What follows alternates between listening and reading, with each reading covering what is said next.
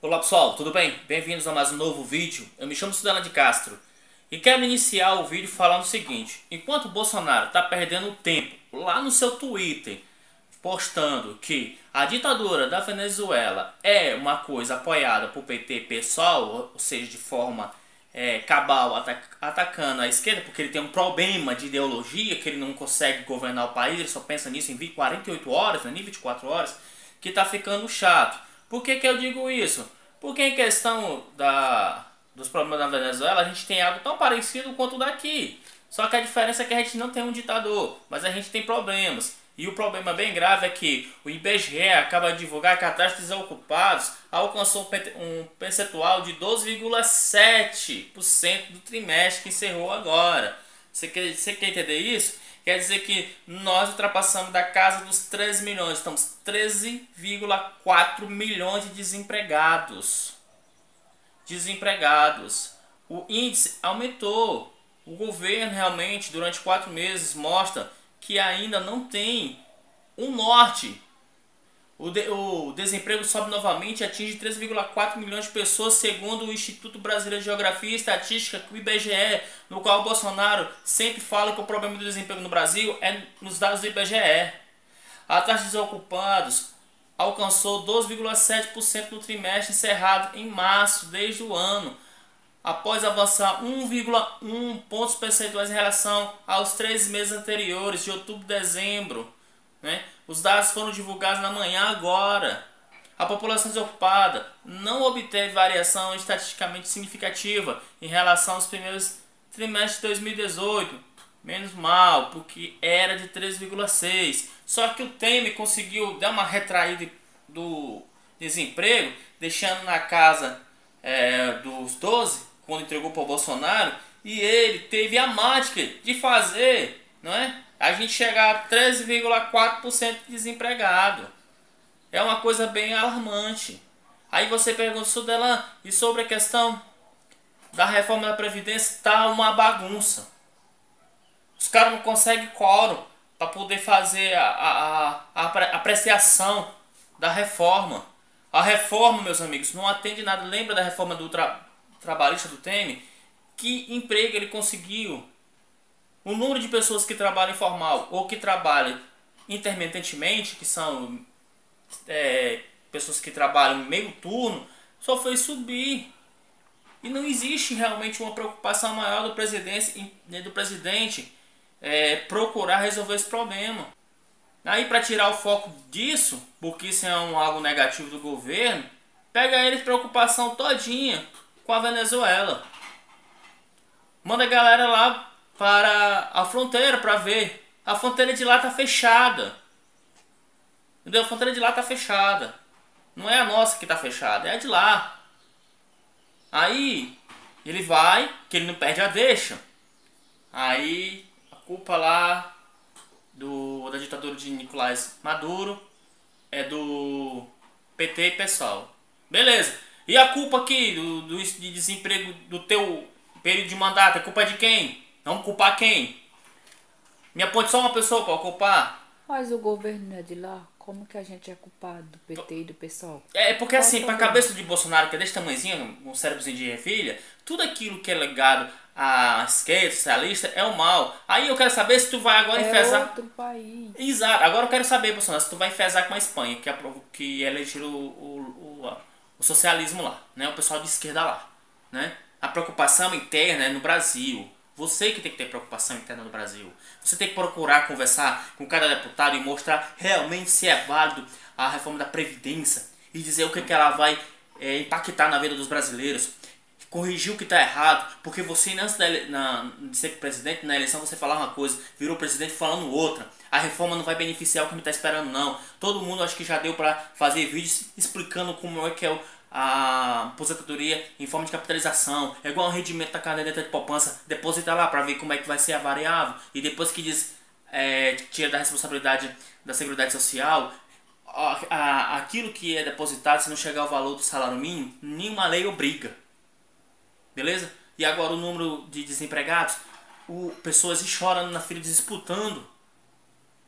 As reportagens mostrando o desespero das pessoas. São Paulo, que é a capital maior, né, com o maior número de fábricas por correndo atrás de emprego, desesperado.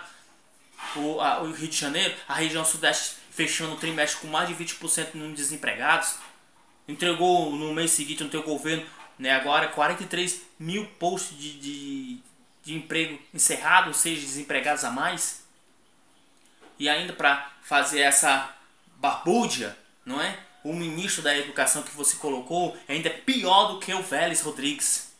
Porque o cara disse que vai cortar verbas das universidades por fazer barrenação de movimentos do MST ou qualquer outra coisa que pareça. Só que as universidades que você está cortando verbas são universidades que tem nota 5 e 4.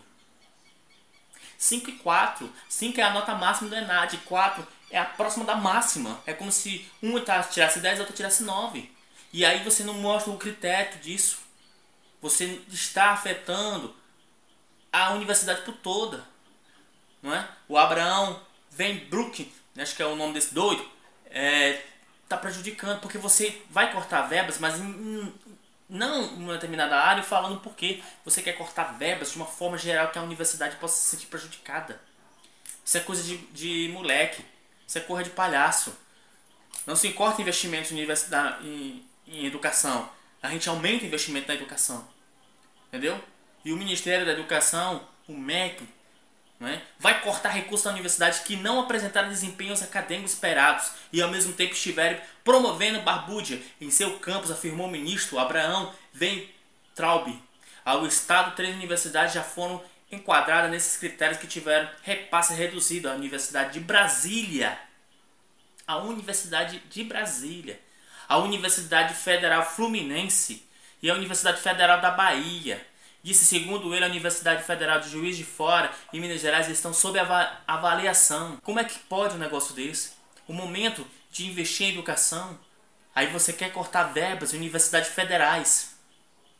E o que estranha mais são universidades com nota 5 e 4 no ENAD. Entendeu? São para muitas pessoas que não têm ou não tiveram o privilégio de entrar no mundo acadêmico. É o maior orgulho para um aluno quando ele diz que a sua universidade ou o curso que você cursa tem nota 5 no ENAD. Aonde eu cursei a minha administração, minha pós, tem nota 5. 5 no ENAD. Uma nota muito boa. Isso, né? Ou seja, e universidades públicas, elas não têm o recurso que é necessário e cortam nas áreas de pesquisa. Isso é totalmente um depafúdio. Isso é uma coisa mais deturbada que já ouvimos falar nisso. Olha só. De acordo com o MEC, as 3 universidades tiveram 30% das suas dotações orçamentárias anuais bloqueadas, medida que entrou em vigor na semana passada. O corte atinge as chamadas despesas discricionárias, destinadas a custear gastos como água, luz, limpeza, bolsa de auxílio a estudantes e etc. Os recursos destinados ao pagamento de pessoas são obrigatórios e não podem ser reduzidos. Então, as despesas vai ser cortada no custo da água, da luz, da limpeza e bolsa de auxílio a estudantes. Como é que pode um negócio desse? A Universidade de Brasília disse que verificou no sistema bloqueios orçamentários da ordem de 30% e espera conseguir revertê-lo. A UFBA, a Universidade Federal da Bahia, e a Universidade Federal Fluminense não se pronunciaram. É uma pena que a educação tenha colocado dessa forma ideológica. Porque com certeza isso não me estranhe se essa universidade tiver algum tipo de influência que não seja desse governo, que seja contra. Os centros universitários são centros para se debater. São níveis superiores, meu amigo. E universidades federais, não são as privadas. E aí há um desrespeito porque realmente corta o orçamento. E cadê o presidente desse país? Agora está preocupado com a Venezuela. Por que ele está preocupado com a Venezuela, meu povo? Simplesmente para poder agradar o Trump. Simplesmente isso. Simplesmente isso. Porque se ele tivesse preocupado com parceiros comerciais, ele deveria estar preocupado com a Argentina, que é o nosso maior parceiro comercial das Américas. E que nós estamos comprando um pouco devido à crise que os caras estão enfrentando. Não, mas o negócio é a Venezuela. Como se o Brasil comprasse petróleo da Venezuela. Como se o Brasil comprasse gás da Venezuela. Como se a Venezuela comprasse nossas commodities. Que é isso? É só uma questão de vaidade para poder agradar interesses americanos. Aí você se depara com um número alarmante desse, de 13,4 milhões de desempregados. A educação sendo covardemente atacada, apunhalada pelas costas, e o governo brincando. O presidente preocupado com assuntos que não interessam ao Brasil e ao povo brasileiro. Será que a gente vai precisar bater na cara quantas vezes para dizer o que está acontecendo? É um dos piores governos, uma das piores gestões que tem. Pelo amor de Deus. E aí? A reforma da Previdência, pelo que eu vi hoje dos deputados, ficará na pauta para o próximo semestre. Porque agora, nesse semestre, está uma baderna. Estamos entrando para o mês de maio e não tem nada certo. Tão obscura. E existem os sorrisos de Bolsonaro e Rodrigo Maia tentando mostrar algo que não está acontecendo. E aí? Daqui para o próximo semestre, vocês querem ver a quantidade maior de desempregados? O Brasil está travado, a economia está travada. E quem está falando aqui para vocês é uma pessoa que está olhando atentamente a economia, porque estudou isso a vida toda. E é uma preocupação muito grande. Ou não desbloqueia o nosso país para poder gerar investimentos, ou então o número de desempregados vai aumentar. E aí a gente tem um governo de lacração. Porque a moda de Bolsonaro é estar nas suas redes sociais, no Twitter, falando alguma coisa, voltado para a esquerda, como se estivesse em campanha, para poder lacrar, ganhar likes. Isso é um presidente ou é um youtuber que precisa ter visualizações e curtidas? Agora, a bola está com vocês. Ou se pressiona o governo, que já está perdendo popularidade, porque o número de desempregado é grande, ou então fica do jeito que está e a gente esquece que o Brasil aqui não tem mais jeito. No mais, galera, eu me despeço. Valeu, até a próxima.